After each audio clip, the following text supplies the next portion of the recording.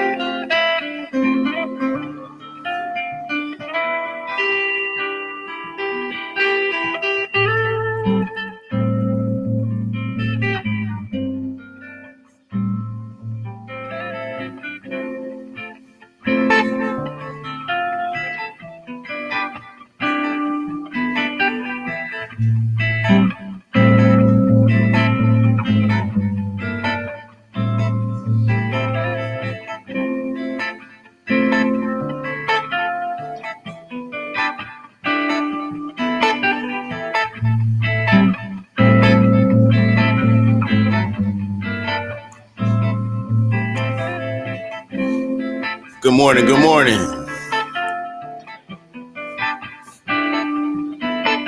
Sweetheart, do you mind sitting down? Bring that seat over here. Yeah, grab that seat right there. Bring it over. I want to welcome everybody to the Circle of my yacht on this beautiful Sunday afternoon. Respect and blessings to everyone who has come to participate this Sunday.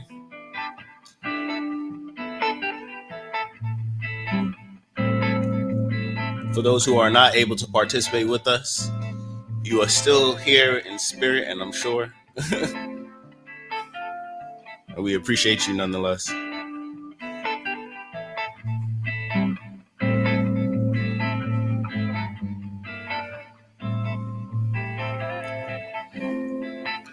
We'll be starting pretty soon, yeah? Okay. We are. Yeah. I was just holding it down for a while. They can hear me. All those out there can hear me very well.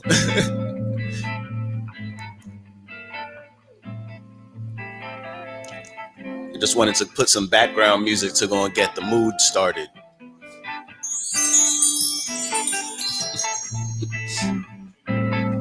Welcome in the ancestors.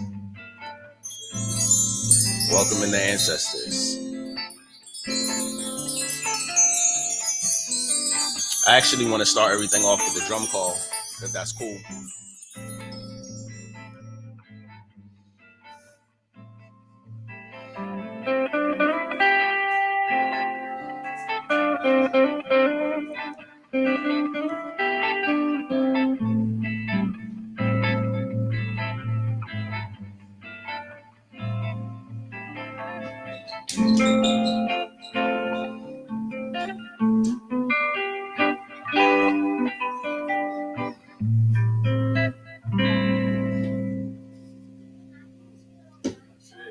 Ashe. I'm trying to finish everything the way I started, you know?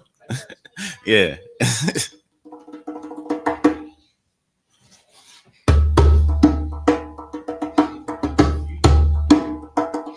Welcoming in the ancestors.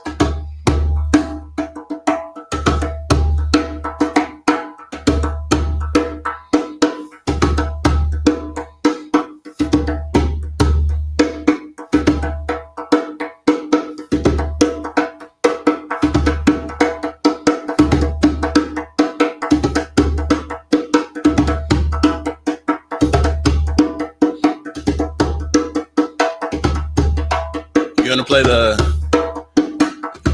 wind chime? Yeah, I know you do. Let's see you do it. And wind chime.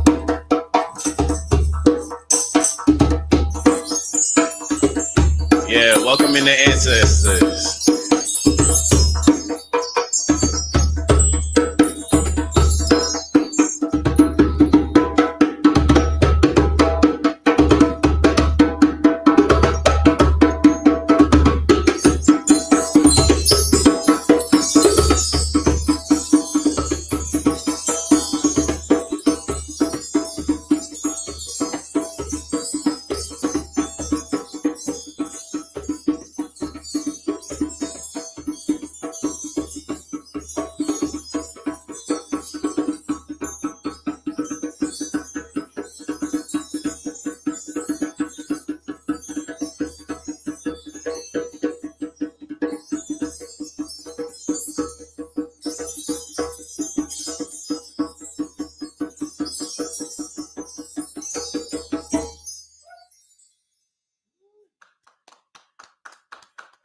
Wonderful, wonderful. Good job. Good job. You did great on that. That's my little one. Making me proud. All right. Hey, sit down, sit down, sit down, sit down. We are going to go into libations in a moment. Want to just get settled in the space, ground ourselves. I think that would be a great way to get going. Maybe take a moment and just ground ourselves. Take time. You know, I think of this Mayat circle, this as a healing circle where I can unwind for a moment, process maybe things I haven't processed before, get different perspectives, check in with the community, understand myself a little better through understanding others. Yeah. Mayat, it's balance, right? Just take a moment and get balanced, get grounded.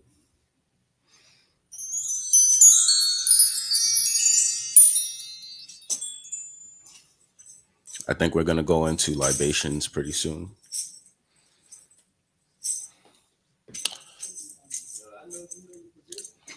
All right.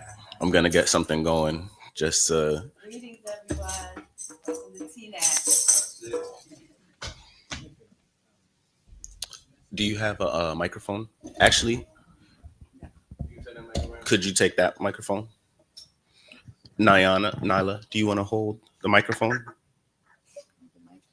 Okay, thank you. That's wonderful. That's wonderful.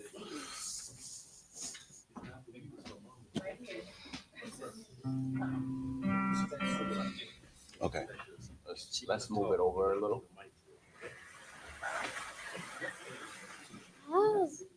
Okay. Everything's all right, wonderful. And your back is facing to the camera. Facing to the camera. Yeah, I think that's a good angle right there. Wonderful. Okay. You're going to help out? Be a good helper? Okay, I want you to watch this time, and then next time you can take a check to watch and see. Mama, okay. Greetings, everyone. At this time, we're going to pour libation, and libation is indeed honor those that have come before us, those globally, those community, and those as well as family.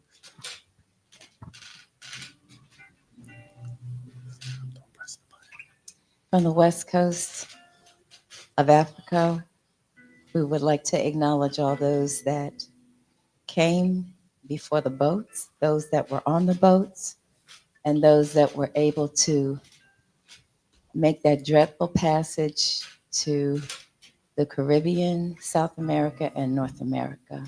Ashe? Ashe. And then we would like to acknowledge those that were in the Caribbean, in South America, and North America, those that fought fearlessly to free themselves and others, those that fought fearlessly to liberate not just themselves, but the indigenous people as well. Ashe. Sit down. And then we want to acknowledge those that were right here in this land called America, those community ancestors as well as those family ancestors. And if there are names that you so choose to call at this time, we encourage you to do so. I'd like to call on the name of Mary Browser, Wesley White. Ashe, Ashe, Lena White. Ashe, Ashe, Ella Baker, Ashe, Franklin White. Fannie Lou Hamer, Ashe, Raymond L. Beatty, Robbie White. Ashe, Jesse L. Jackson, Ashe, Ashe. Everyone from the Jackson House, Esmeralda House, Fur. Ashe, Ashe,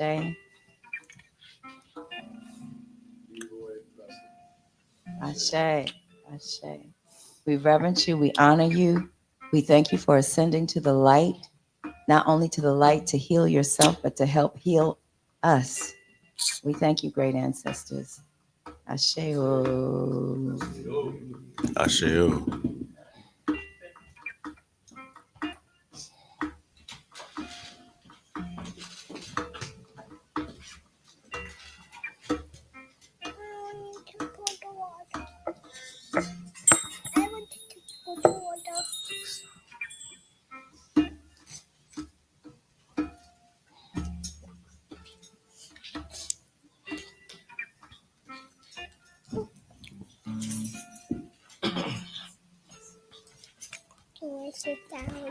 Thank you.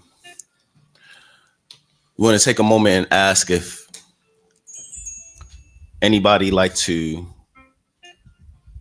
offer something to the circle for the community, for the online community, for those who in person.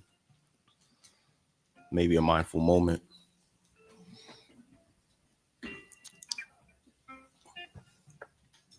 Hello. Um, we're gonna do an exercise. You can do it early in the morning. You got back problems or anything like that.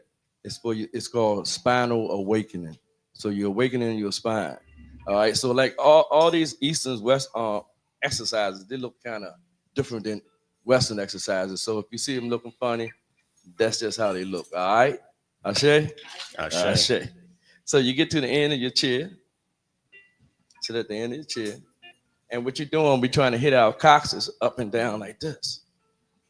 And you just hold the reins like you're riding a horse like this. Nikki, you see me out in the park, Trail Park, doing this by myself. All right, but see what you're doing is you're awakening the spine. So you're sending that fluid and everything all around your body. Oh, you better, I see you, man. Don't hurt nobody. All right. And that's good too, because laughter is one of the greatest medicines that we have. Ashe. Ashe. Ashe. All right, we can stop riding the pony, relax. Okay. Breathe out. Deep breath in. Breathe out. Okay, we're gonna do one more for the spinal awakening. This is how you do it. You hold your chin up like this. And what you do, you stretch all the way over. Don't bend down like this. You stretch all the way over, see here, like this. And then you fold up your chin to your chest and you roll back like you're on the road. Got me? Yes. All right. So we're going to do this. This is also for the spine. All right. Ready? Oh, tongue at the roof of the mouth, breathing only through the nose. Okay? With me? Us? Us. All right. So one, breathe it in, roll, breathe out. Breathe in, roll, chin tuck to the chest, and roll out. Breathe in, tuck, and roll out.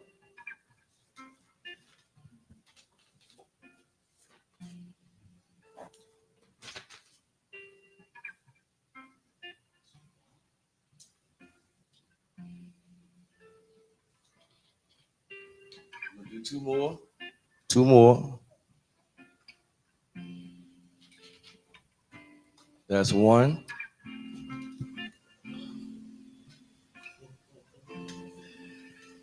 And then two. Come up. All right. Now, the last one, like I said, laughter is good for the body. So we're going to do just a little laughing, a little laughing qigong. It's called laughing qigong, actually. So can we do it? Ready? Yeah, yeah. All right, let's go. Let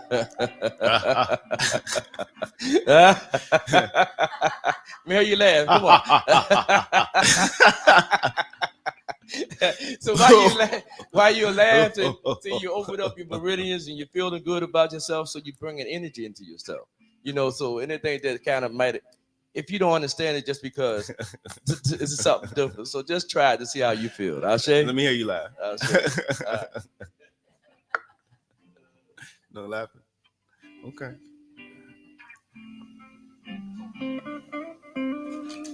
Thank you. The community appreciates it. Laughter. I like to laugh. All right. I wanted to share a song. Like I'm moving to a song. I'm going to try to figure out. I got a bunch of different things going on over here.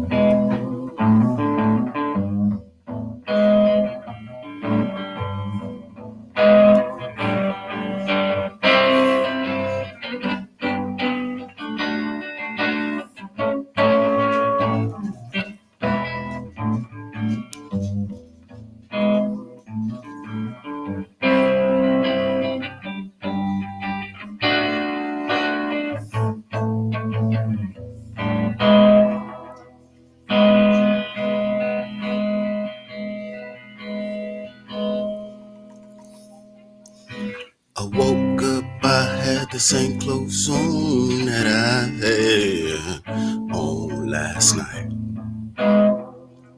I must have passed out. She's just like the clothes I wore yesterday. We are here. I gotta get my out. I went to see what my friend was talking about. He told me that thing can get you out. My mama said it's trouble in school's my route. Though I went to Morgan, almost got kicked out. So I'm driving this car down 95. I pray, Lord, I make it home alive. I don't need a ticket, don't got my man. I just wanna make it home to hold your hand. Goodbye, beloved, well, do you know who I am? I'm a rider, girl, gotta face the streets tonight. Ooh. Goodbye, beloved. When do you know who I am? I'm a rider, girl. Gotta face the streets tonight. Ooh, ooh, ooh, ooh. You say you don't want me to go, but I have to. Please don't leave. I love you, and I refuse to be a bum, especially coming where I'm from. I'm a provider, girl. So it's just like I said before. Not bone down in low. Don't need a ticket, don't got my man. I just wanna make it home to hold your hand. Goodbye, beloved. Well, do you know who I am? I'm a rider, girl. Gotta face the streets tonight. Ooh, ooh, ooh, ooh, ooh. Goodbye, beloved. Well, do you know who I am?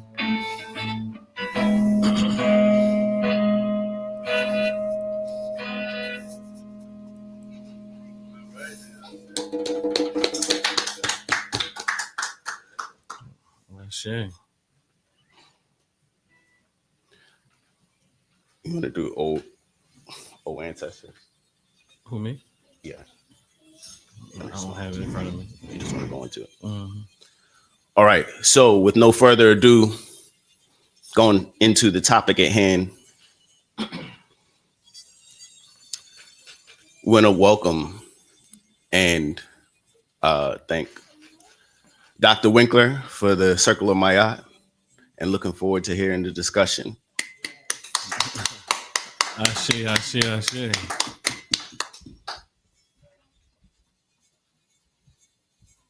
Money Nine Google, peace and power.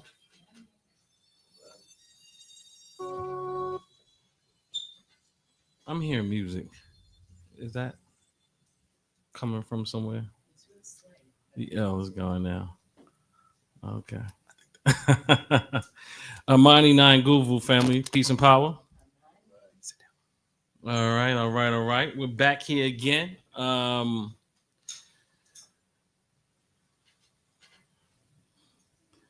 For Njia, picking back up on the topic of religion.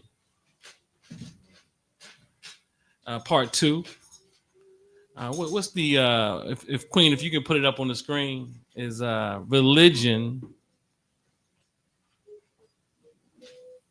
part 2. Truth without fear. Again, religion part 2, truth without fear. We talked about, thank you, Sister Queen, you can bring it down.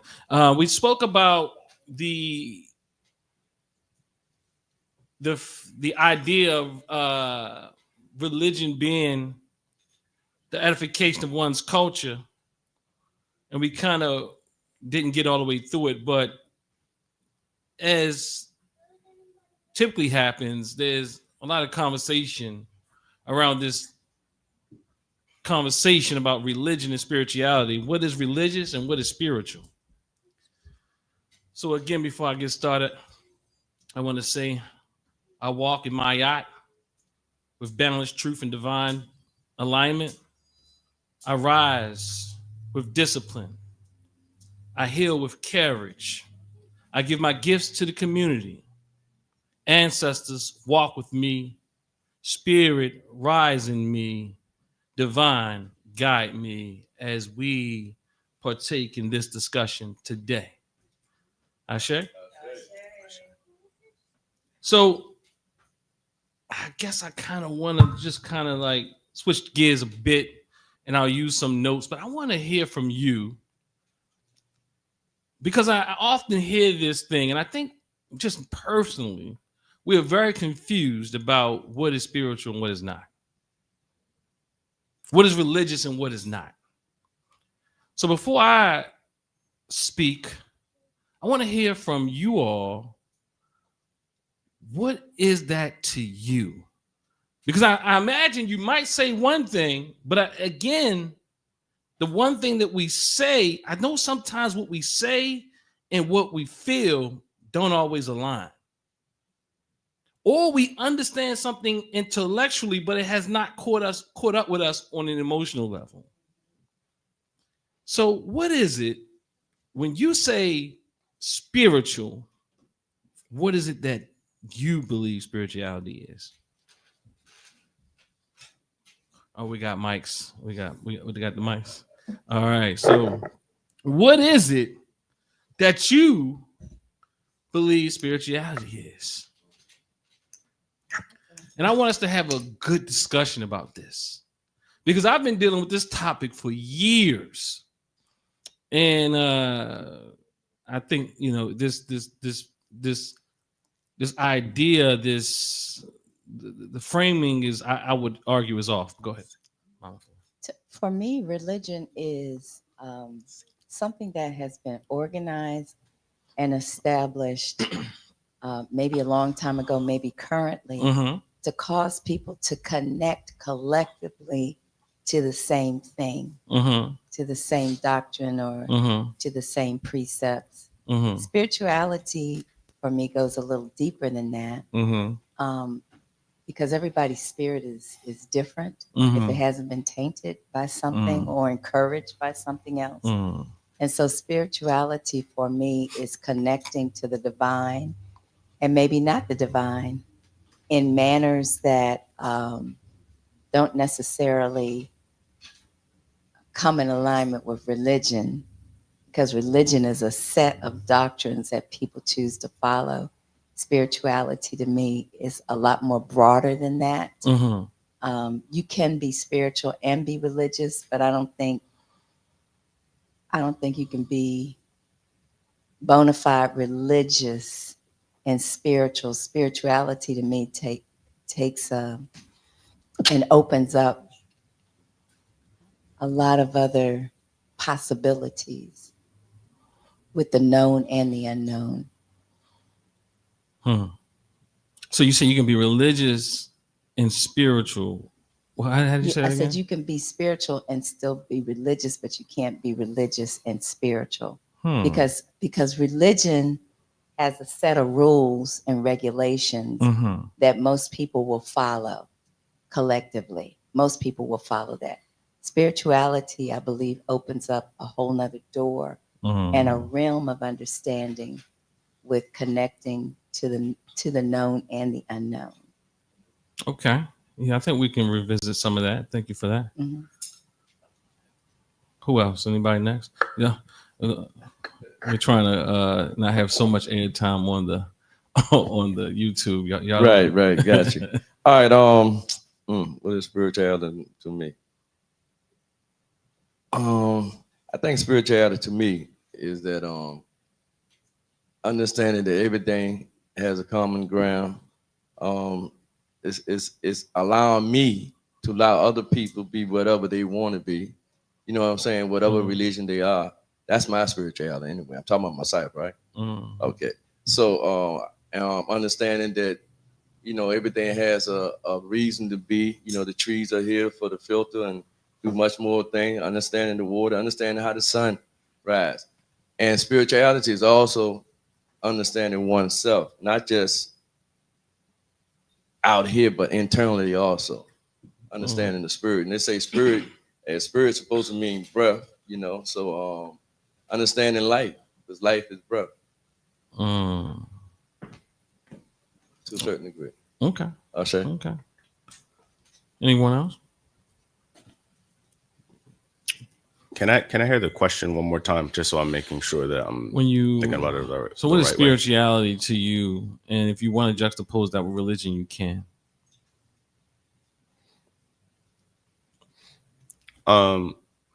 Spirituality, I think people can reach a level of spirituality a variety of different ways. But for me, I guess it's just understanding that you're a part of something bigger. And then I think different religions kind of offer different perspectives on how to go about reaching that. Yeah. Okay. Thank you. So how do you identify, you know, because I've been, you know, I've come up against folk who would argue that certain people aren't spiritual. How do you measure? And I'm talking about, how do you measure that whether a person is spiritual or not? How do you measure that? And let me just change the terms. When you say something is not spiritual, what are you saying? So what is that? What is it not to be spiritual? Or what is it not to be spirit? What does that mean? And in fact, Mama Fluke said earlier, you can be spiritual and religious, but you can't be religious and spiritual. I'm not sure if I quite agree with that, but what does it mean? How do you identify someone as being a spiritual person? Because I had these conversations, and like, well, that's not spiritual, and I will challenge it every time. Well, I can't say what is or isn't spiritual for another person, because I think that's very personal. And I believe that one's spirituality is based on experiences that they've had with the natural as well as the supernatural to determine who they are and where they are in their spiritual walk. I don't know if I'm defining that for you. For me, religion can oftentimes be a container, and people can't step out of that because there are expectations within that container for you to think and have the same mind as everybody in that collective. But spirituality allows us to awaken aspects of ourselves, to discover aspects of ourselves, not just our emotions, our feelings, and our physical being, but that which goes beyond all of that. I believe those experiences open us up and allow us to have those experiences to determine what our spirituality is. So I don't have the right, I don't think, to say what is or isn't spiritual to someone, because we're on different paths, we're at different levels, and we experience different things according. Well, let me jump in there real quick. Please. Because I think that right there then negates what you said earlier. You can be spiritual and religious, but you can't be religious and spiritual. I don't think it negates it. I think there's a balance. I don't think it's either or. I think you might be able to take some concepts from religion and add it to your spirituality. And I think that's done a lot in America. Well, I think in the way it's said, I think we got to be real clear. Okay. It in fact did negate. It negated. It was outright said you cannot be religious and also spiritual. That was a hard. You can't. So I think we should sit in that a bit, because it's not we can't say either or and then also have that exist at the same time. Okay, so what I found when I'm around religious people, there's a consistent thought pattern, and there's a consistent behavior pattern, at least publicly. I don't know what people do in their private and their personal lives. Yeah. But publicly, that's what's shown. And so that's why I made the comment that they can't that there's sometimes an absence, or they could not be spiritual, because there's a protocol that everybody follows. So do you hold that stance still? Possibly no, because in our growth development, we can be open to some things that we may not be open to in the religious process. So yeah, so I don't think that, I think that requires some reflection. That it requires some reflection to say, you know what? Is it true just because everybody does a thing that they can't also be spiritual? Because people do practice a certain way, meaning they can't be spiritual? I find that, see, again, we say we don't define things, but then again, we define the thing that we say we're not defining. My experience has been with the level of training and indoctrination Mhm. that people get into religion, it sometimes is difficult to embrace what spirituality is because people have a fear that they're going to go beyond what doctrine says is quote unquote godly or ungodly. So most of the world is not, from your definition or your explanation, that would most of the world is not spiritual. I guess it depends on the custom and the culture. Well, I think we should flesh that out because now we're saying very hard no's, and then the thing is we have African religions, we have Buddhist traditions, we have Confucius, we see one. Sometimes we think about religion, we only think about Christianity because this is our experience, and we only think about this one form of Christianity, or we think about the white man's Christianity. I think that again with clarity, there's a need for clarity because it only offers confusion. So I don't think there's any hard no's about whether you could be religious and spiritual, right? I don't even like, and I don't really think that just be like, I don't think because people do things alike that means there's anything wrong with it. Go, you about to say something about? Yeah. Well, coming from a Christian family, speaking for my father. My father was a Christian and a very, at my time, I'm meeting him, a strict Christian, but at the same time, he was very spiritual, very spiritual person, only because I think spirituality comes along with life, understanding other things. Spirituality just can't put it, it's right here and that's the way it is because everybody some kind of way very spiritual. The Christians, the Buddhists, it's just look different. Yeah, let me say that. It just looks different. Yeah, because I think sometimes what we think about when we look at religion and spirituality, sometimes we think spirituality means just do what you want to do. It's kind of like it's individual. And from an African-centered perspective, they would say it's never about that individual. In fact, Africans do a lot of things just really alike, even across the continent, even if they name it differently. So, and then there will be argument of whether or not everybody is spiritual to some degree.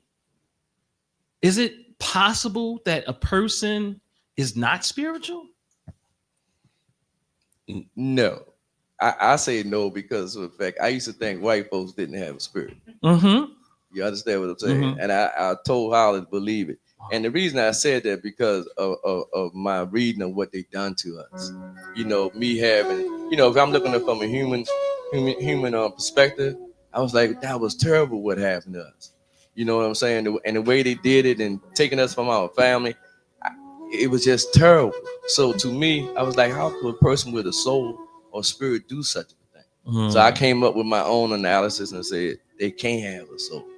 You understand what I'm saying? I think that's what maybe some people might mean by that. But at the same time, they're a human being.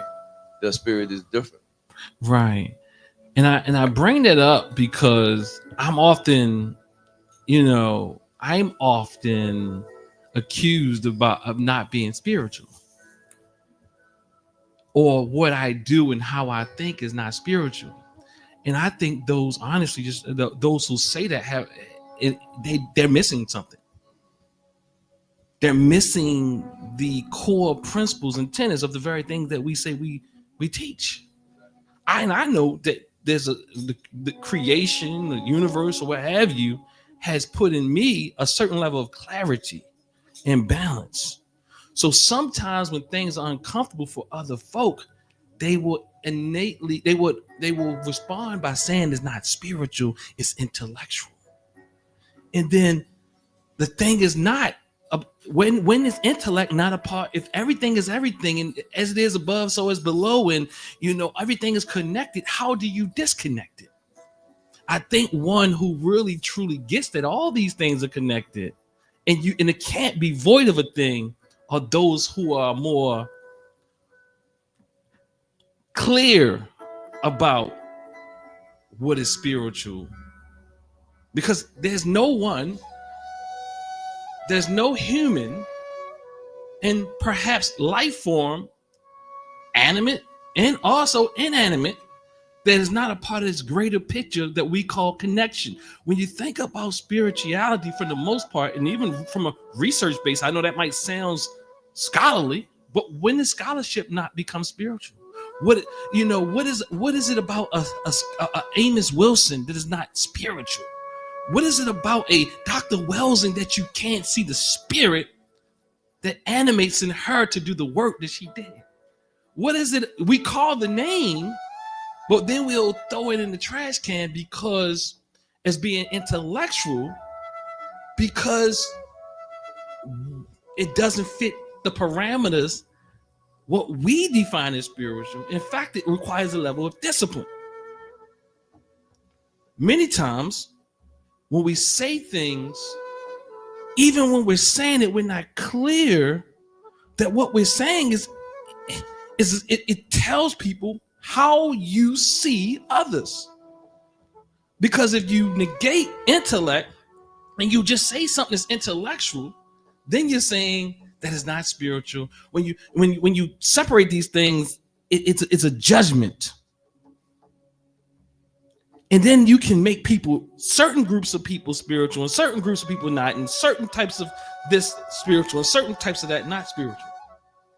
But this is something, see, I'm saying in the framework that I utilize, it's always an African perspective or the like.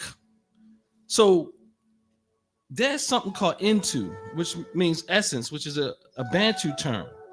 And so there's something called into theory. And it says into, which is a Bantu word again, but some scholar practitioners have picked up here in the West, Black people, African people, and they say into is spiritually oriented. It says into starts with the acknowledgement that there is a primal, creative, and sustaining force in the universe.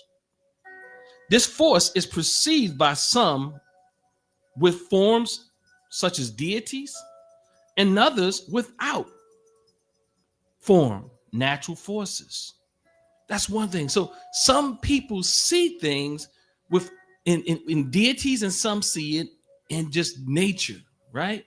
You don't have to be theistic in your understanding, and it doesn't mean that you can't be theistic. You can be either or, right?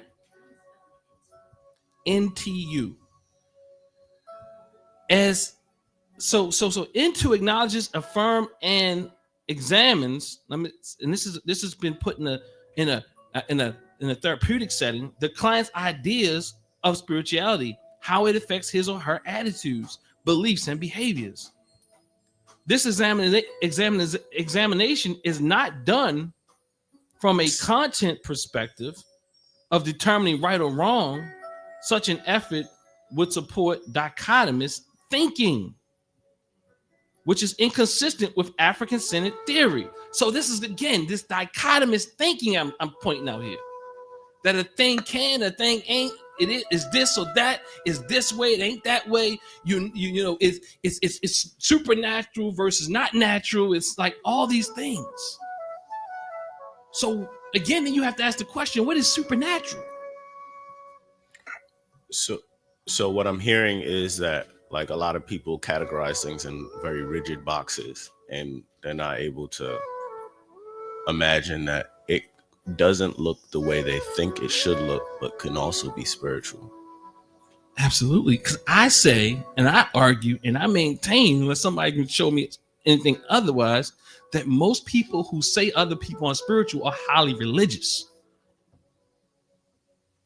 Because the form of what they call spirituality has to have certain level, it has a certain look, a certain taste, a certain quality. Because in your mind, you don't like as I sit here, and even if I talk intellectually, you miss the connection, you miss the spirit, you miss all of that.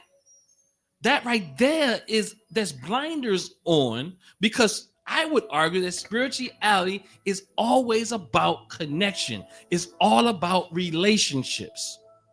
And I am saying from an African Senate perspective, in other indigenous perspectives, it's always about relationships. You can add stories, would then become the religious aspects of it.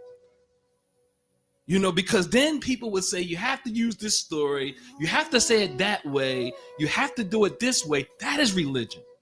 And every culture or has religions. Again, some theistic, some not theistic, and you can be atheistic and still be spiritual. One of my great examples is the Twa people, or the Pygmies. They call them the Pygmies. And the Twa called the forest their God because of the reason it gave them everything that they needed: shelter, food. You understand what I'm saying? So they didn't have to go out and look for nothing. It was like everything was there for them on the shelf. You had to go to no store or nothing. So they looked at the forest itself as being God. And guess what? We put the word God in there because that is what we've been trained in. Yes. The word God helps us, but it also confuses us because somewhere in our mind we gotta believe there's a God versus the force versus the universe. We have to believe, because if you don't, then how will people look at you? What would they call you? Because you can't just say nature without deifying it in a sense. It doesn't have to be deified. It can just be. It can be deified and it can just be.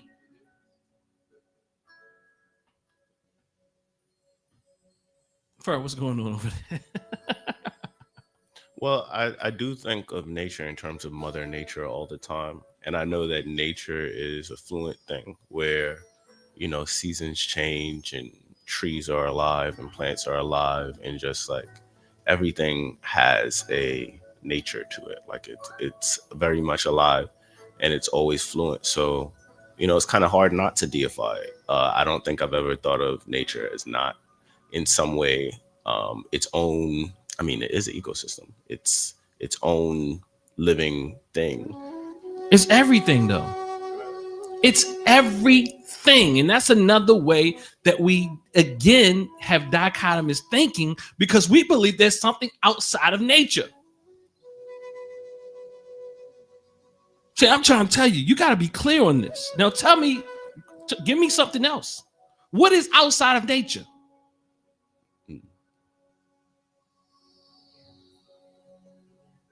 That's outside of, oh, give me the mic. Let the people hear you.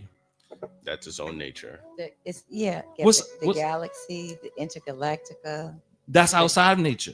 It's connected. No, it's nature. It's natural. There's nothing outside of nature. We, in our mind, we dichotomize and separate things. Then we say we're looking at things from an African-centered spiritual thing. There's the galaxies to people is a part of their spiritual way of seeing the world. The galaxy is nature. You are nature. Everything is from nature. That TV right there, that didn't just pop up on its own. We see, the thing is, I'm saying this is deep spiritual thinking. It's not dichotomous thinking. It's saying that nothing, not that ring, there's nothing that has greater spiritual qualities than another thing. These are religious things. When we take certain things, these are symbols. This mic, even this, what we call man-made, man can't make nothing outside of nature. Everything that's in this room, like you said, came from the earth. Some kind of way it come from this earth right here, this living being earth right here. Everything. So again, intellect is an aspect of spirituality. It is. It all is. Everything is a part of this spiritual way of seeing things from an African-centered perspective. It's a unital perspective, not a dichotomous perspective.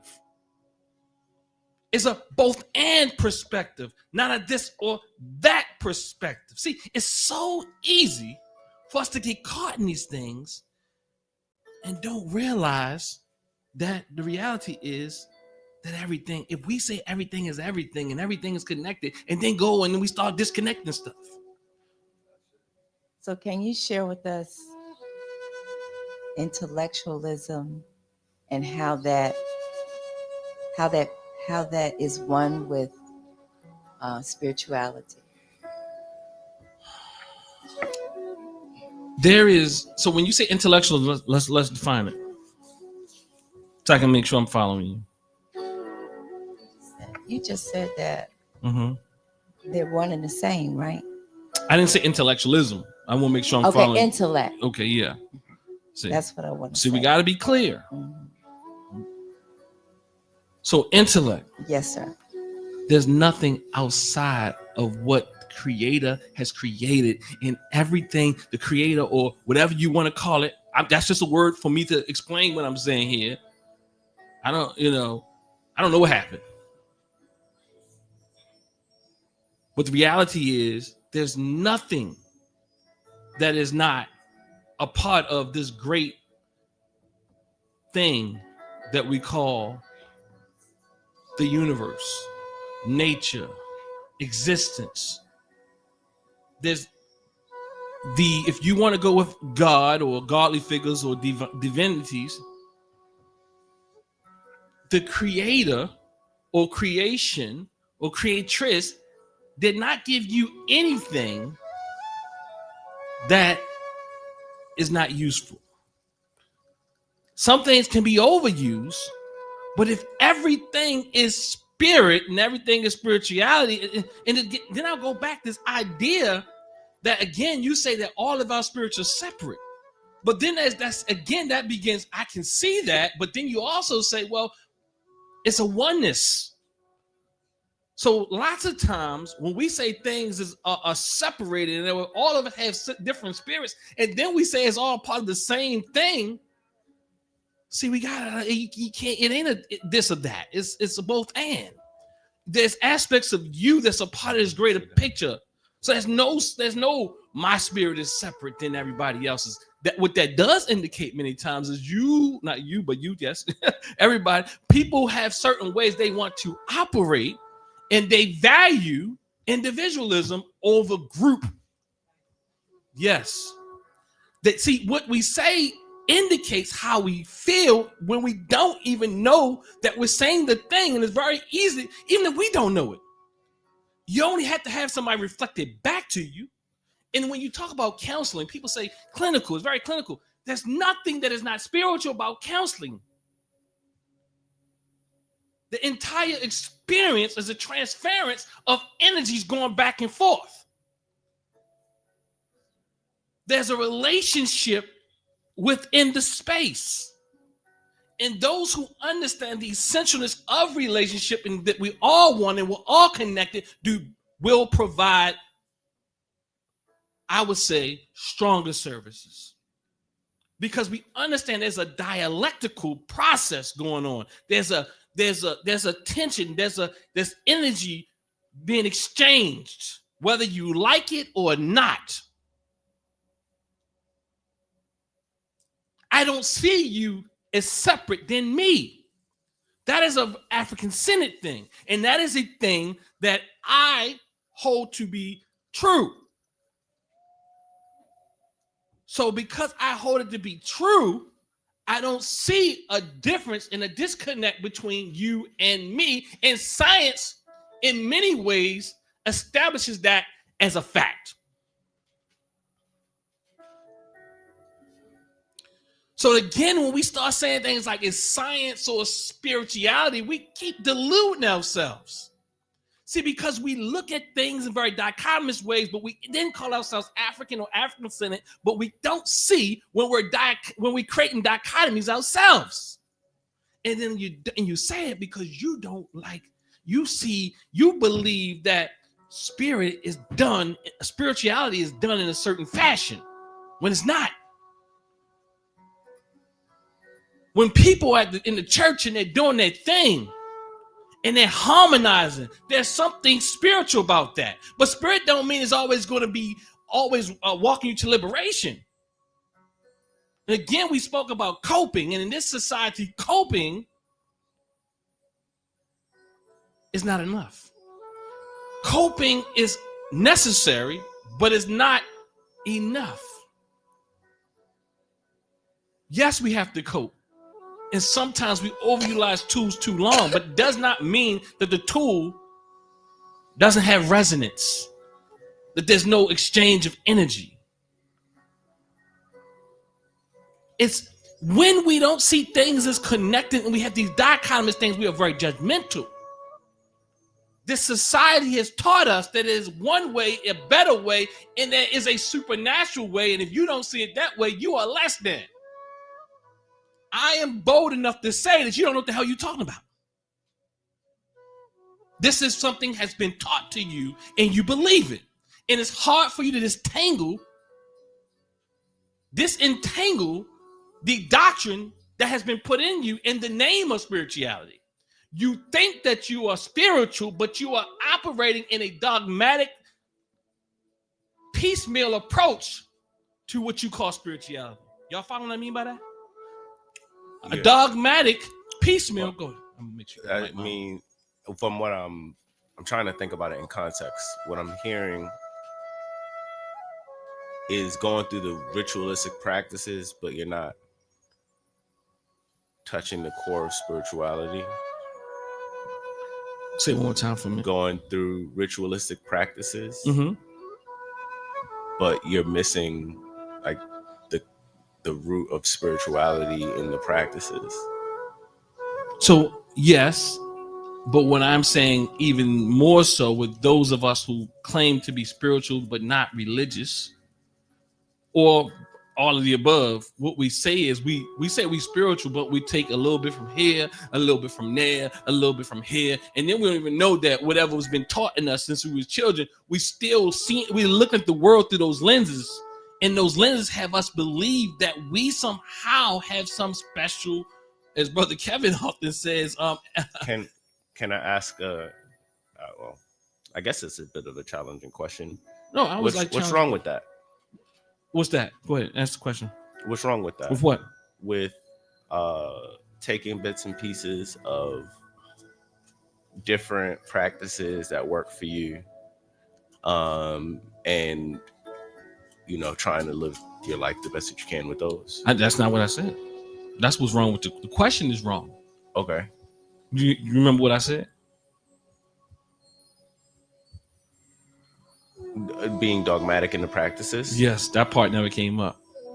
So are you saying that a lot of people who do piecemeal, and I'm asking, I'm not saying, I'm not. No, I appreciate it. But are you asking, or do you feel like a lot of people who piecemeal what their religious cocktail looks like, they don't stay focused in the overall practices? So keep in mind what I'm saying here. So the context is that they don't know. They're judging people according to their unconscious and even conscious dogma. Okay. And hence they believe that if it doesn't look like the way they do it, or they foresee it, if it's not supernatural, or if it isn't natural, if it isn't this, or if you don't do this ritual, if you don't save people 7 times, I'm not saying anything wrong with any of that. But what I am saying is, when you believe that is, when you think you're spiritual, but you pull all these pieces together haphazardly, not you can do it, do you, boo? That's how they say, do you, boo? But the reality is this: when you are judging others with your skewed lens and unconsciously don't even know that you're doing it, because you think that somehow spirituality looks a certain way, and there's certain things avoid spirit. There's a disconnect. I challenge anybody to argue that spirituality, from the research even supports it, that is about connection with your past, connection with those around you now, and also with the future. I remember I went home one time in the country, and me going home in the country dressing a little different. My aunt asked me. She said, first of all, what is that you have on? And what do you believe in? And I had to think about that for a minute. I said, because I had to reach her where she was. I said, well, Mom, I have on what Jesus wore. And that made her smile. You know what I'm saying? And she understood that part then. So, and then and then she said, what did I believe in? I said, I believe in whatever a person believe in has the right to believe in that with no judgment from me. You see what I'm saying? So everything has the right to be, and I have no right to say it's wrong. That's my spirituality. I think, so, and I appreciate that. I think that some people might get confused. I have no right to say it's not wrong to mean that you'll accept that anything, not you per se. I'm just when we say those type of things. So that's the difference. Like when we're talking about specifically someone's way that they practice, right? But then there's certain things that you per se for yourself and your community that you know may not be working for you. So it may not be right or wrong, but some things aren't just working for us collectively. So I think we have the ability to assess what is working for us and what is harmful to us. Not about being right or wrong, as Baba said, but some things are just not working for us or not helpful to us. Well, for instance, this is one of the things I think. I never forget when I think it was there in West Virginia somewhere, the guy came in the church and shot up the church. And time that incident happened, they said, but we forgive him. Ain't nowhere in the world you could forgive him. But that was the religious teaching that made them words come out. Mm-hmm. Yeah. Because ain't no way they can forgive them now, right then. No, that was South Carolina I was talking about, Mom. Yes. Yeah. Same thing in South Carolina. Okay. The conditioning that religion tells us we have to forgive because God forgave us. And this, people's mothers and fathers and grandparents were shot up. And the person really didn't pay a penalty. He was carted away in a police car and taken to Burger King. And the people were on the, our people were on the TV in less than 24 hours saying that they forgave. So my question is that still spirituality? I think several months ago we had a discussion here and there was a resounding no, that's not. That's just what religion has done to us. That was from the guest, the intrusive speaker. Exactly. I understand it though. I have a question, and I asked this question before. Are we so uniquely different that we do have the capacity to forgive, or was that just a teaching? It's not just us. It is both. I know we say it's just us, but I think that it happens when people have a certain doctrine, right? One. Two, there's all types of teachings that teach forgiveness. And some religious or spiritual teachings teach that you can be angry for a certain period of time, but then you have to move past that. So is the teaching itself completely wrong? That's a nice top there, brother. I'm coming up in here showing off. So is the teaching completely problematic? No. There's times where that works. I think if you were in a community that was healthy and not where you have people oppressing you, perhaps that works. But you're in a society where they will manipulate and abuse that against you. But I think that's also the problem with some of our religious or dogma is that we take it literal. And what happens is we feel obligated to do it in all situations. We cannot distinguish between when and not. What is too fast and what is spiritual bypassing? Because at some point, I do get the idea of forgiving depending on how you define it. But the reality is, we also know that that is humanly impossible for someone, for people. Well, I'm not going to say humanly impossible, but what I will say is, for most of us, it is impossible for us to process and move forward without even going through some stages of anger or rage or something, like instantly, like it just happened. Pow! I mean, you hear white Christian evangelicals with their scrupulous ways saying the same thing about some more recent events. Even Mr. Something Something's wife said, "I forgive them, but kill them." But so what I'm saying is, the reality is, so it's all of that. It is a part of the doctrine, and it is a part. It's not in that. It's not innately wrong. Let's say if we said in here in this room, that we will forgive our brothers and sisters, and we came up with that. And I think to some degree in our community, we have to do a lot more forgiving on the inside, but we do all this forgiving on the outside, but we do little forgiving on the inside. We have people, like the fact that you come and read all these books and you got all this empathy for people that you felt like was had the wrong path, but you, again, as we spoke about, it was that actual presentation that was hijacked. We did 2 of them, and what we were speaking about, not being able to forgive our parents. It's a hard job. It's hard work. But again, forgiving does not mean that you won't protect yourself. It doesn't mean that you don't set boundaries. But many people talk about forgiving as a process of not holding that anger and that rage, that type of thing. So I get it on all levels, but I think we have to look at it contextually. And thank you for what you just taught, because it is in alignment with D.A.W saying that healing can be painful. And so in order to get from one space to another space, we have to look at what you just said in unity with what you were talking about last week. You can't leave anything out, because it all works together. Thank you. I thought I saw something. I think, Mama. So I'll keep reading.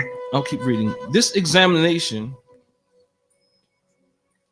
is not done from a content perspective of determining right or wrong, such as an effort would support dichotomous thinking.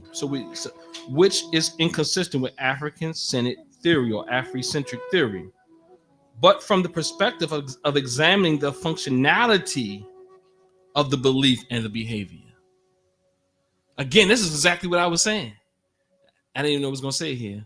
But the thing doesn't have to be right or wrong, but is it functional?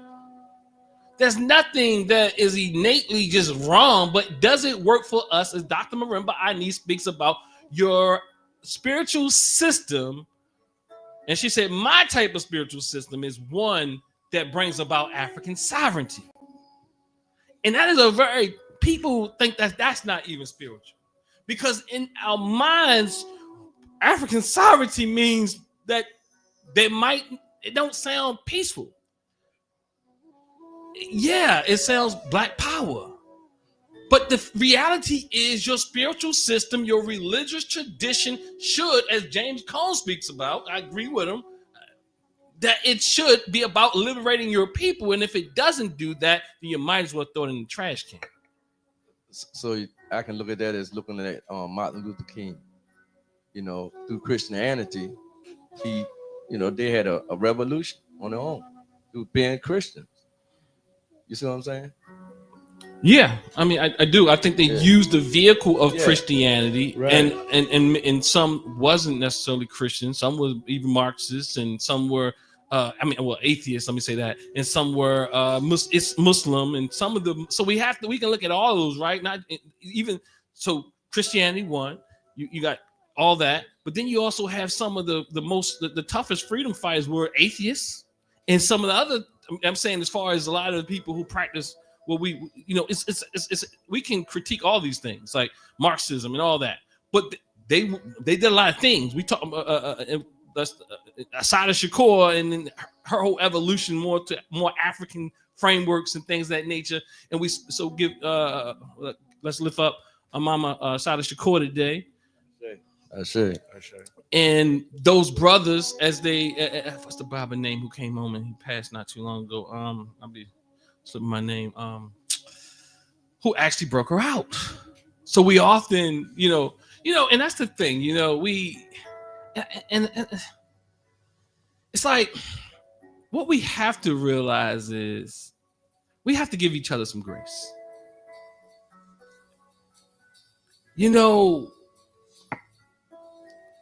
And what I mean by that is it's real easy to let's look how easy it is for someone to lift up Asada Shakur, right? In this context, right? But forget who broke her out.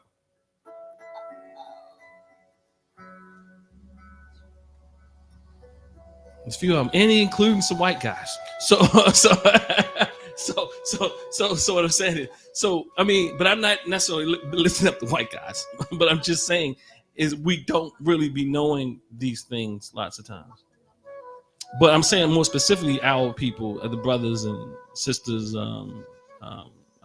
brothers, more specifically, like how easy it is to, what's the Bible's name? I can't. It's slipping my mind right now.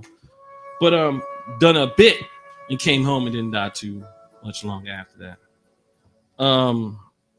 So religion,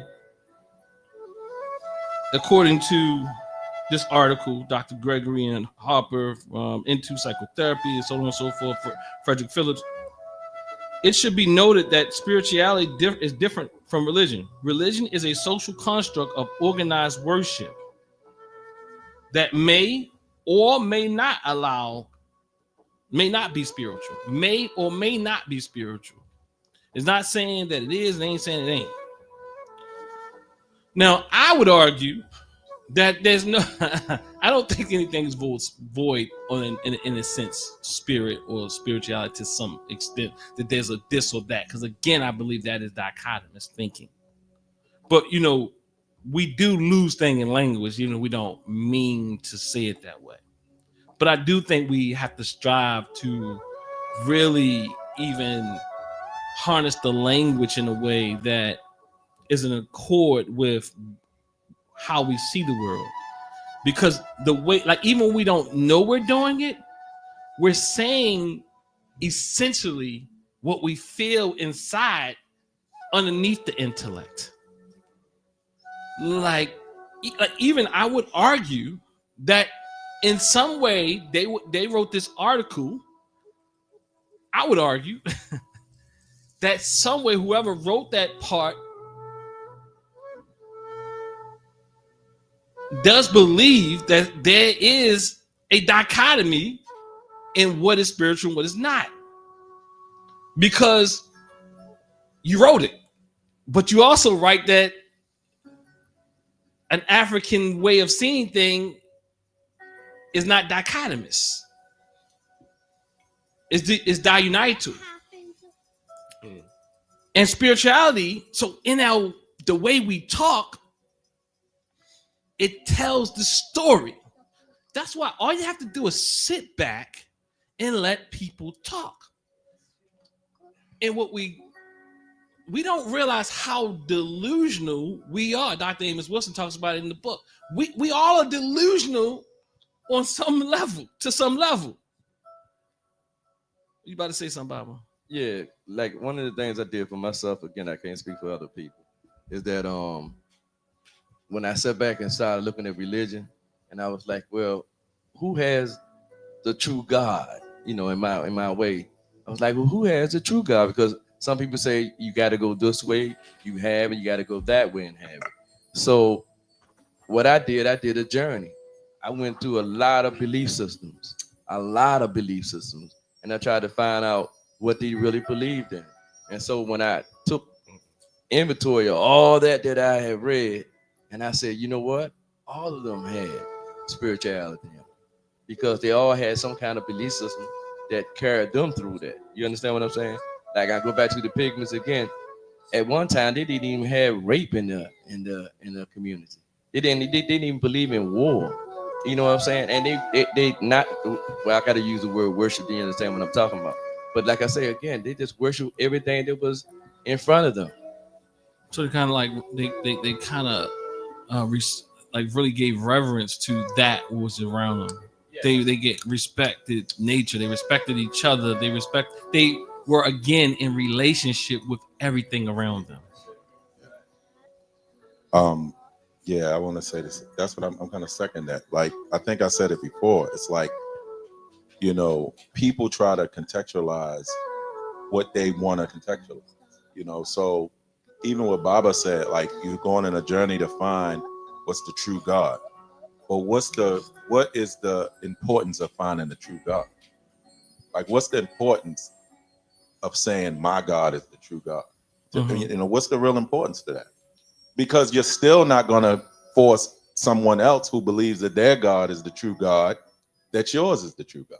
So what's the importance of saying, oh no, my God is the true God? Mm-hmm. And that's why I said, to me, those people who are really on that, and I don't want to put spirit, like, even with spirituality, like, you can't be void of spirituality, because spirituality is it's the spirit. It's everything. You understand what I'm saying? So, or that's just in my opinion. So the thing I'm saying is, like what you said, is people who are embracing the fact that I exist in what exists. You understand what I'm saying? They are the ones that, to me, they have no worry about who you worship.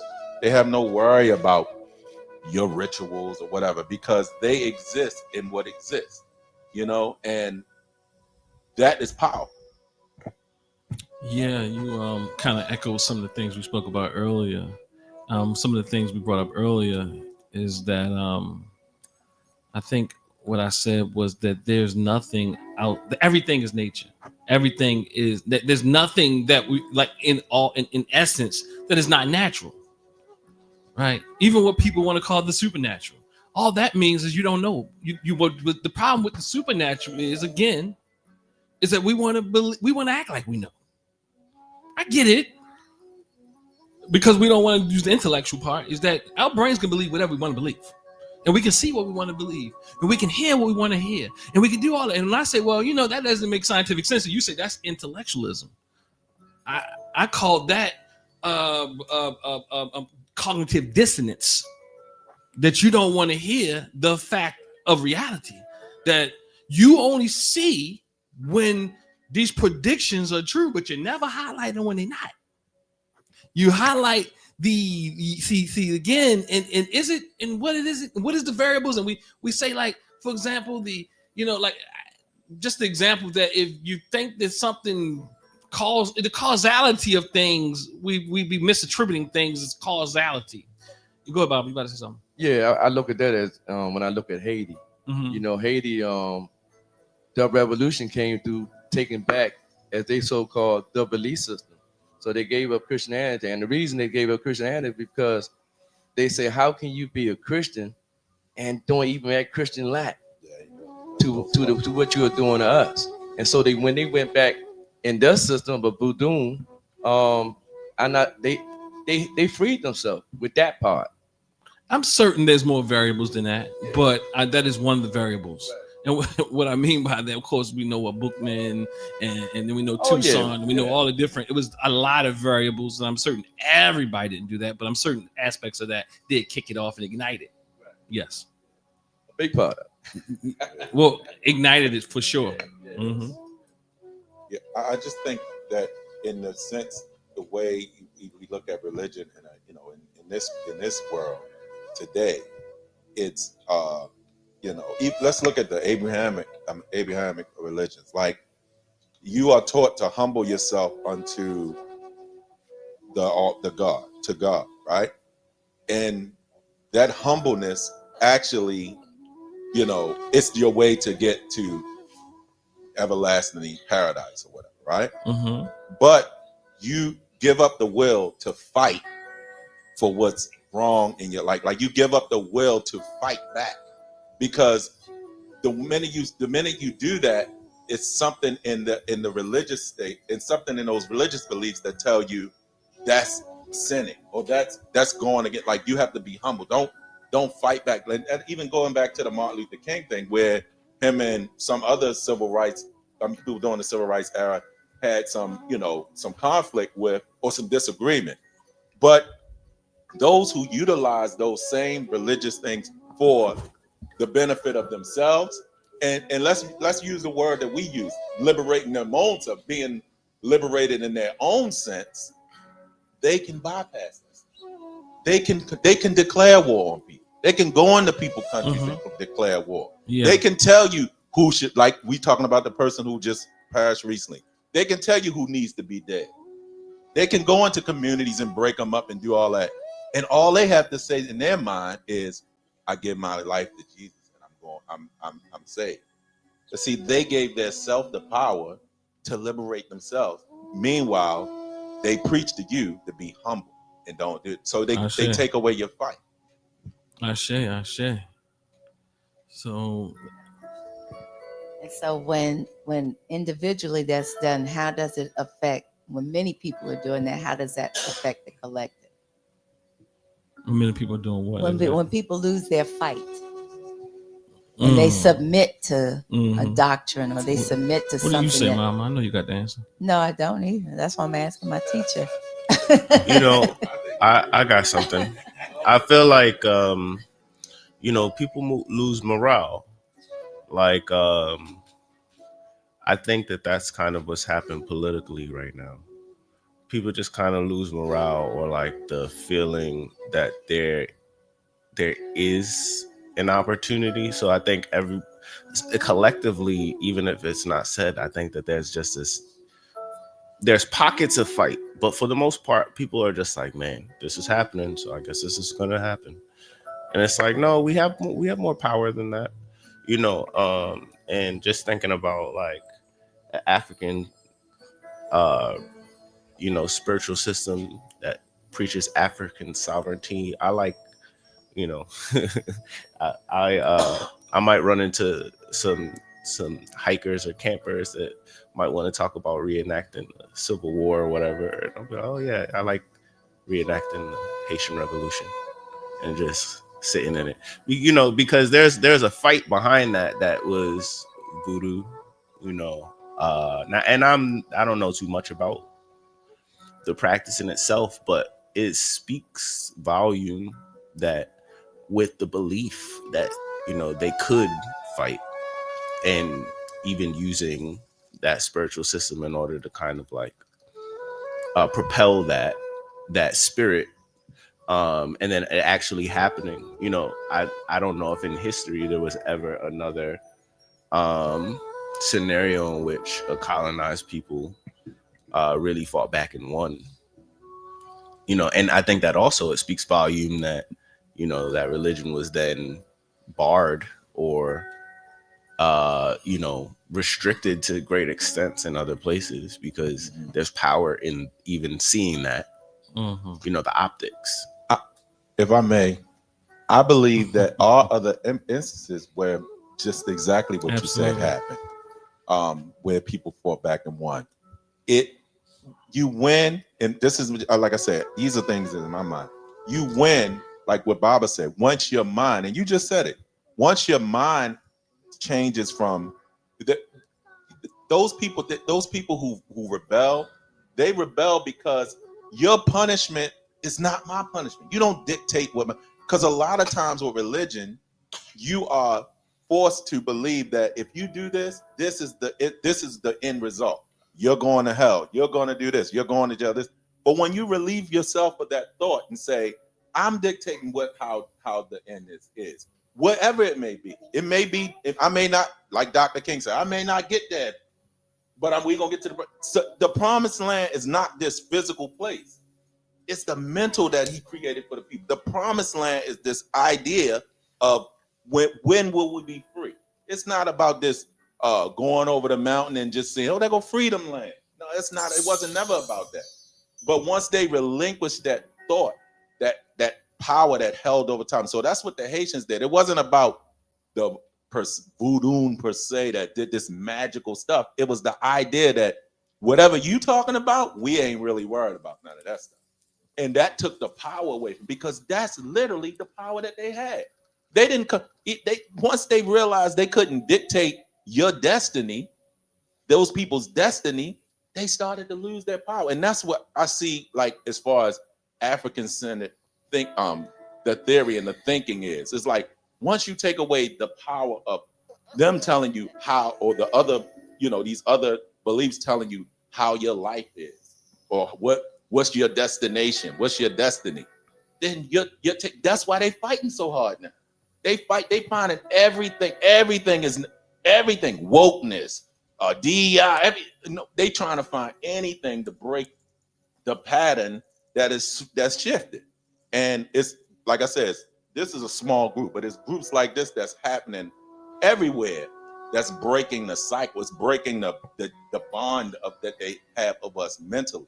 And like you said, like Brother First said, like, it's just the idea of somebody saying, oh, let's bring back the Civil War, the revolution. Because they in their mind, that's a powerful thing in European thing. But if you bring up the Haitian revolution, wait a minute, I didn't even think about that. They don't want to hear that, because let me say this. So I think, getting back to Mama's question, and I also want to kind of like look at it. I would argue it's not necessarily religion per se. Again, as Dr. Ben has a book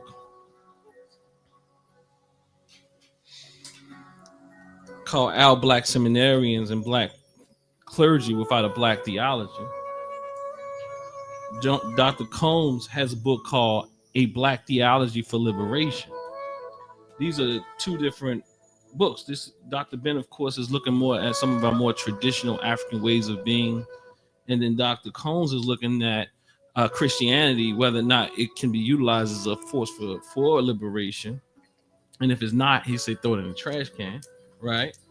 But then, so to me, it's the theology. And it's not to say that, because religion is such a plural thing in our minds. Again, when we say religion, we mean Christianity. But the first thing in our minds in America, in the United States, is Christianity. Everything else is not a religion; it's a mythology. It doesn't even reach the level. It's only the Abrahamic faiths that even come up to the level of what we would identify as a religion. Everything else is mythology, fable, folktale, lore, all that type of thing, right? So, one, we have to keep in mind our minds have been tainted with. So when we say religion, we're really talking about theology. Because what is theology? Theology tells you how to use that thing we call religion. How do we, what is the theology behind it? What's the way of understanding and way of engaging with the world, right? How do we practice this thing? And what is it for? What purpose does it serve? The theology tells you all the things. Because you can have, again, religion have the same names, but the different theology.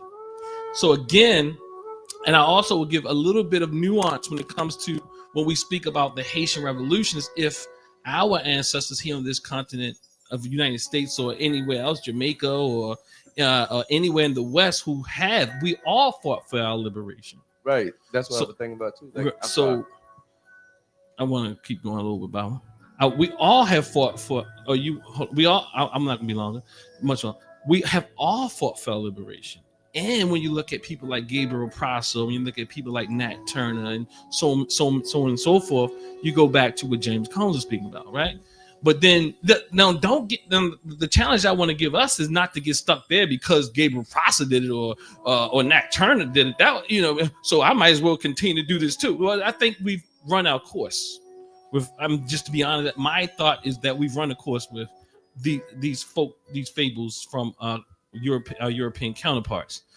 We have enough freedom to now free our minds, as many of our elders and ancestors spoke about. We have to now, we fought the battle of freeing ourselves physically. Now it's about freeing ourselves mentally, psychologically. And all of that is, guess what, Mama Fluke? Spiritually. So in the enlightenment of the Sekou, when he talks about psychology, he says that Black psychology is spirit.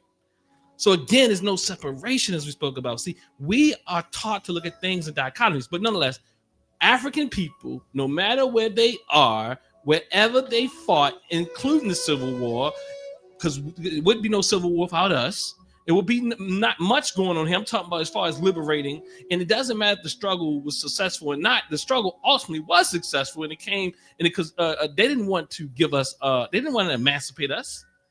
You understand? So we fought for it. We even fought in the Civil War. You know, I mean, we can have various opinions about that, but yes.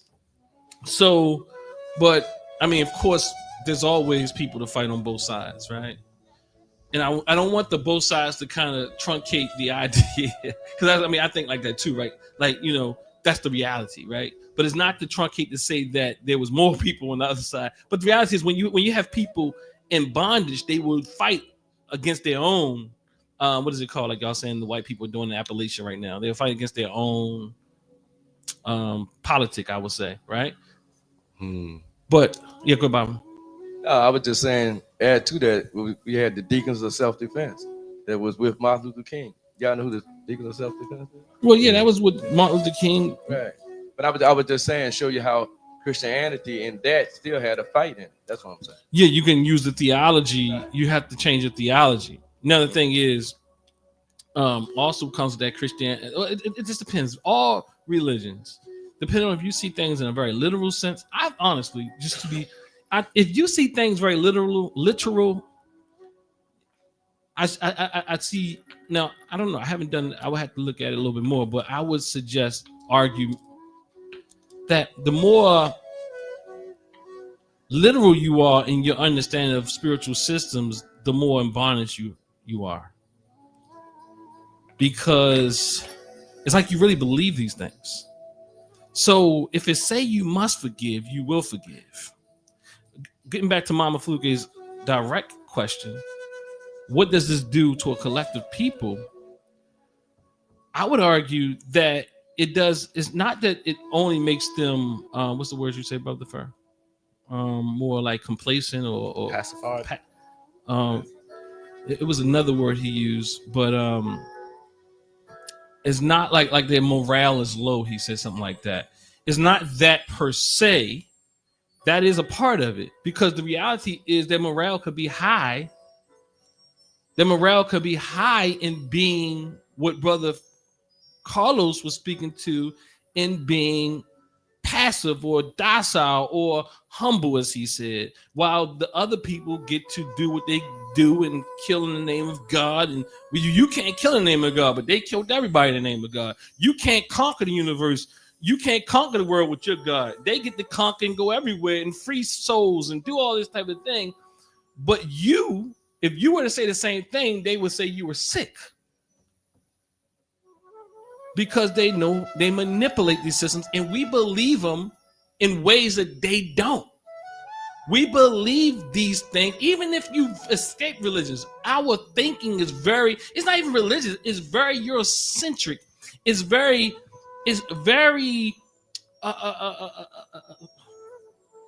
the word I want to say? It's not that it's Eurocentric, because if it was Eurocentric, you would fight.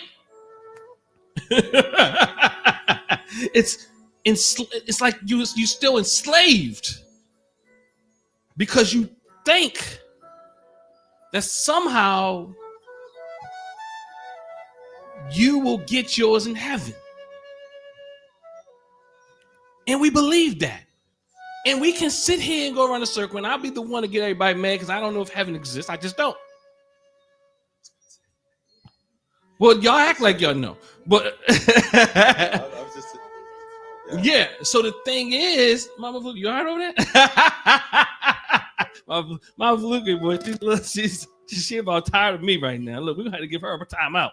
But nonetheless, so go ahead, Brother Lewis. No, it's funny you bring that up, because I was speaking to somebody yesterday about the same thing, and saying that, we have been taught this, and I think that we as Black people, as Africans in the diaspora, just Africans period, as Black people, we are bombarded with these ideologies because we are believers.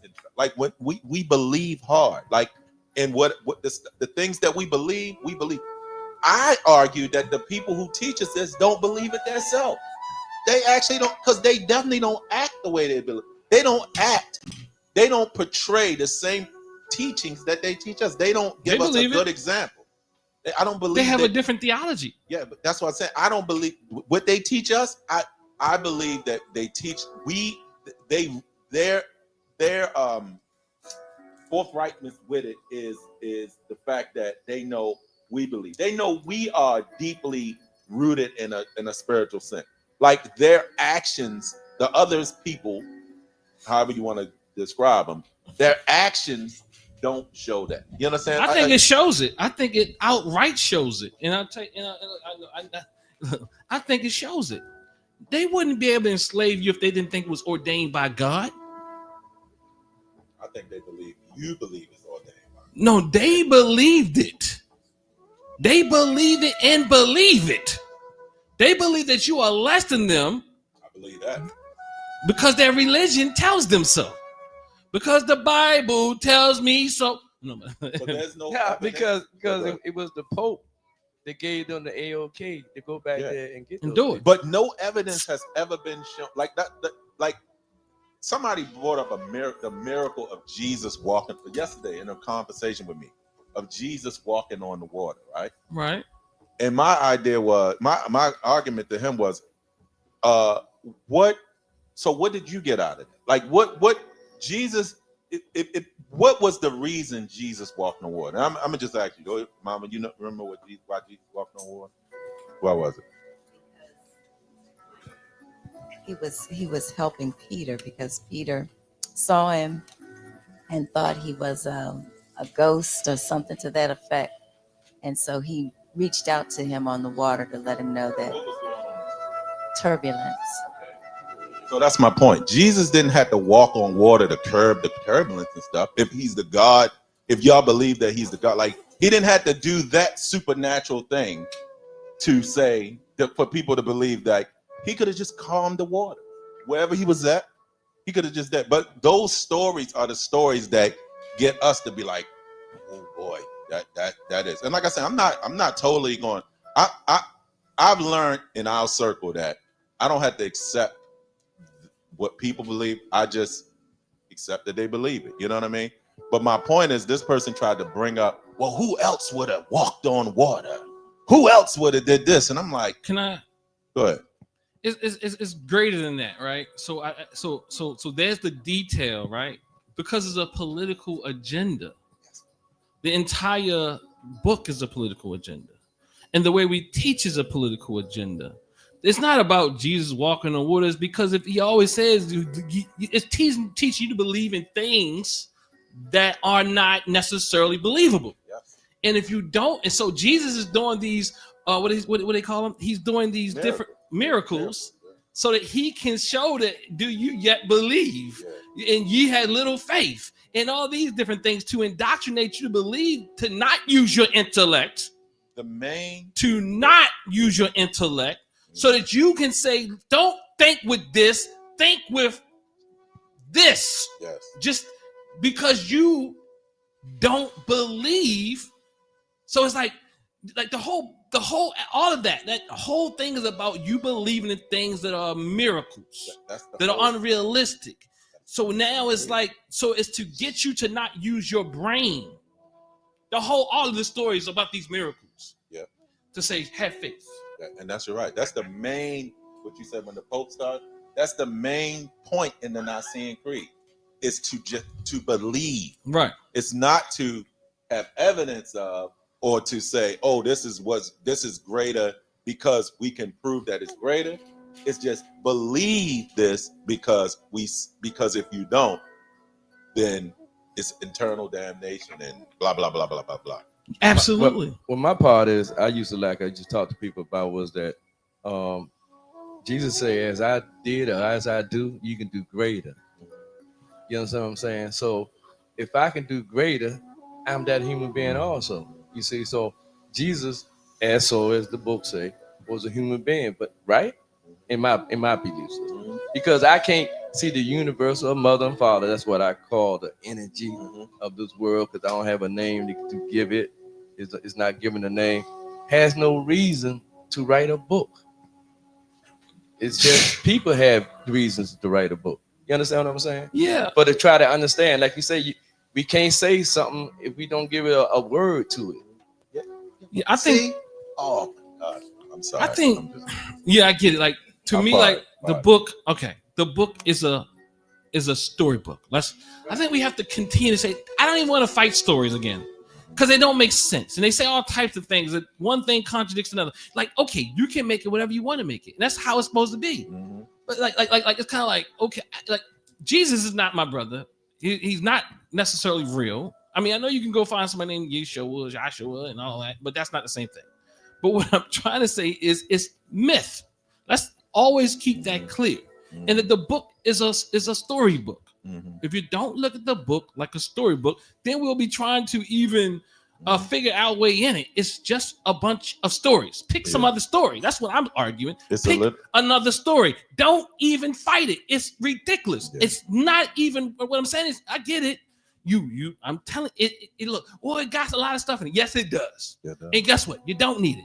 I promise you. You would sit here and tell me people need something, and I tell you, I've lived a whole life very healthily, and my relationships are really good.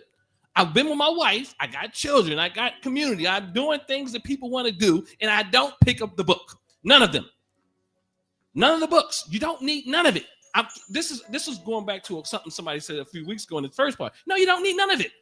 You're afraid that you need it. You can put it all down. You ain't got to use those stories because those stories do something to your brain. I'm not saying you can't. I'm not saying you don't. What I am saying, but we in this teeter-tottering, just know for those who teeter-tottering and saying those things, you don't need the book. You don't need none of it. It doesn't give you good health. It doesn't make your heart pump. It does not do these things. And so the book itself is to have you believe in things that you just can't believe. It says, and let's go to the book. It says, now faith is the substance of things hoped for, the evidence of things not seen. Hebrews 11:1. So what I'm saying is, this is the reason. It's trying to get you to believe in things that's unbelievable. It actually tells. Because it wants you to believe in things that's just mystical and so that it can control you, for people can control you, for empire can control you. Mhm. They don't believe, again, as Brother Los was saying, Brother Los, take a notepad because you messing with me right now. Get a notepad. I'm putting that in my mind. Right Get a now. notepad. Like, look. So it's mystical, right? It's mystical. It's mythical. Let's say that. It's mythical. Let's say that.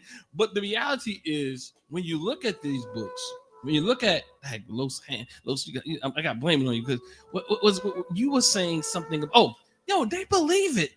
Okay. Let me break it down. Don't give white people special power. See, sometimes people think I'm taking up for them. No, they just as lost as you. Not you, Los, because you know everything. But nonetheless, but they are lost. I ain't claiming lost.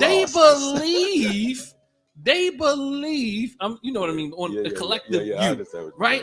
So they believe these things. They believe that is their God. They believe Trump is the third coming or the second coming. Or Charlie Clark is Jesus. They believe these things because human beings. See. You know what? We think black people are the ones who literally. We think that black people are the ones who have these mythical beliefs and white people don't. No, white people have created many mythical beliefs. Mm-hmm. We are not the monopolizers of mystery. Mm-hmm. All cultures have mysteries. Mm-hmm. Oh, you're saying that? Yeah. Mm-hmm. Oh. What I was gonna say when you were a couple minutes back, you were touching on something that was on my spirit, and it's like, my conversation with, you know how I am. Everybody in here know how I am. It's like I'm always gonna have some questions. So my questions to the believers of these faiths, or just because we was talking about, like, it's a creed that tells you to just believe, is like, if you are a true believer in the power of the Almighty in your sense, then why do you believe that the Almighty needs to do these regular humanistic things for you? Like, Why does the Almighty need to create this book? To explain to you how things were created and how things are supposed to go. If you're a believer, he's the Almighty. You know what I'm saying? That's what I'm saying. That's why I don't believe. Like they believe what they want to, but people believe what they want to believe. They put stuff in ways to believe it to make themselves understand stuff. But like you said, like we've been talking months. Do you really need to understand? Do you really actually need to understand? Like this, the being is being. So like if you think that God has to come down and say, well, let me create this Bible for these people to read, that's the only way they're gonna understand me, then you don't believe your own stuff. You're not a believer in the power of this person who you giving power to. Because that person don't deserve that. Don't maybe don't not deserve that person don't have any what am I trying to say? He don't have any obligation. This entity doesn't have any obligation to enlighten you on why they're this entity. Yeah, why are they omnipotent? What you just a man. You know what I'm saying? So that's why I said when you believe that you exist in the existence, you don't get caught up in all of that stuff. You know what I'm saying? Like we used to say a long time ago, when we was learning and stuff, we would say, but Jesus wasn't a Christian. I mean, I just want to say, like, let's go past the Christianity. But I know I was going to say that too, but No, not you. No. What I'm saying is that because we talk mostly about Christianity because most of us, that's what we are. But Islam, I want to go. I want to say let's go past the Christianity because it doesn't actually talk about how it shows up in our lives. If you don't believe that, now where are you stuck? Say it again. We all have been stuck. And we all are stuck at some level. So where does it show up in your life? Because I swear, like the fact that we wrestle with these Christians, it's kind of like this anger, like it's like this. You know what I realized? The more comfortable we are with ourselves, the less people frustrate us. The more that we're comfortable with what we know, the more comfortable we are accepting ourselves. We ain't really you can get frustrated with people and their views, but that's their views. Can I say something before I forget it? All right. That was my point of view too, because I remember myself when I was first crossing over trying to understand. So I'm in a barber shop. And so in a barber shop, we was talking about this and that and that. And I stood tall on what my belief system was. You understand what I'm saying? What I believe this was and that was and that was.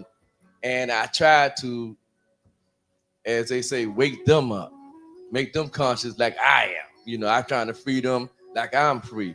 But and I did that several years because that's how a barbershop is. You know what I'm saying?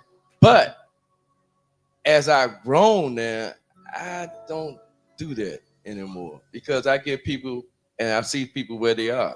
It's not my right to try to change them. As long as that is helping them. I think my son said something one time was that a person was very suicidal. And he asked that person, well, why haven't you committed suicide? Why haven't you killed yourself? Bob, and he said, go to hell. Can you wrap it? We only got 5 minutes. Okay. Before we got to get off. Yeah. He said, and kill myself and go to hell. You see? Mm-hmm. Yeah. So everybody, if you got something, it got to be less than a minute. Okay. I just want to say that having been exposed to Christianity and raised in a Christian house, and then seeking, just as a young teenager, just seeking, going here, going there, going to the kite con, I knew that there was something more. But for some reason, that indoctrination, even today, still holds me hostage. And I know that there are greater beliefs and understandings for me out there. But I want the steps to be able to have the liberty and the freedom and the peace. Because oftentimes, not just Christianity, but all organized religions at times can make people feel hostage to what they believe in and what their doctrine is. How do we get free from that so we have a greater understanding of what spirituality and religion Yeah, I don't think it's like thank you. I don't really think that it's a problem when it fits when you're in a healthy culture. People are always going to have beliefs. But the reality is these beliefs aren't serving us.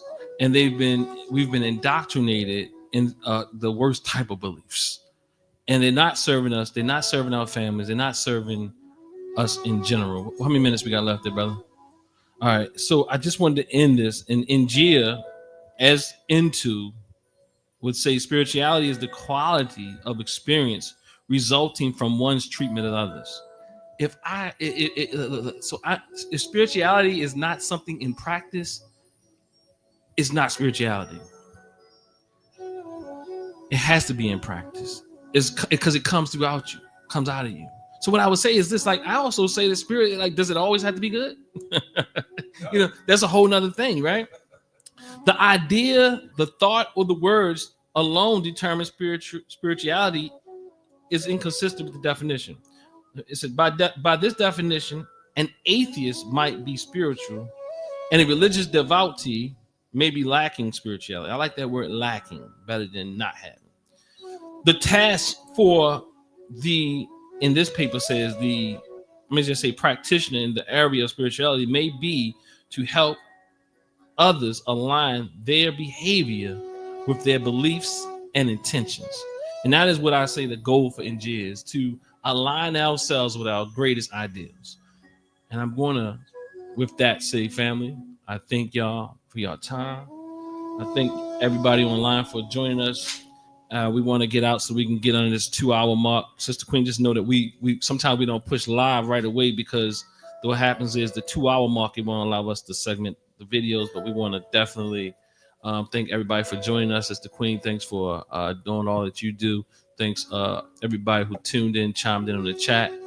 Until next time, let's say, ancestors, walk with me, spirit, rise in me, divine, guide me. Ashe, Ashe, Ashe, yo.